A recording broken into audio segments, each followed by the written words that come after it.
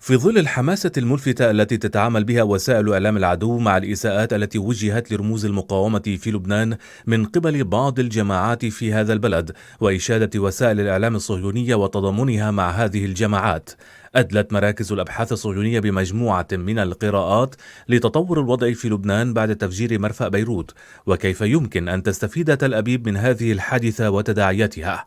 مركز القدس للأبحاث العامة والسياسية الصهيونية اعتبر أن هذه الكارثة تمثل فرصة أمام تل أبيب من أجل اشتراط تقديم المساعدة للبنان بما وصفته تجريد حزب الله من سلاحه بسبب عجز من وصفتهم ببعض اللبنانيين عن الوقوف في وجهه.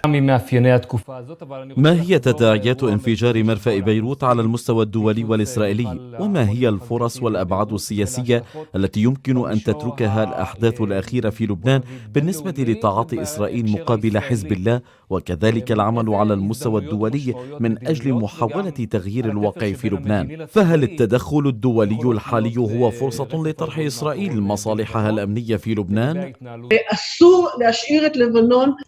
أعتقد أنه من المحظور إبقاء لبنان في يد إيران والصين، وعلى إسرائيل أن تستفيد من هذه الفرصة التي يمكن أن تساعد إسرائيل في ضرب شرعية حزب الله، والعمل بكل قوة في المجال السياسي من أجل إضعاف موقع الحزب، والعمل على أن يتعامل كل الاتحاد الأوروبي مع حزب الله كمنظمة إرهابية، وعندها يمكن أن نطرح شروطنا بأن لا يكون في الحكومة وأن يجرد من سلاحه في عملية طويلة. مراكز الأبحاث الصهيونية أكدت أنه يحظر على المجتمع الدولي السماح للحكومة اللبنانية بالخروج من الأزمة الاقتصادية من دون أن تدفع الثمن المتمثل بتجريد حزب الله من سلاحه.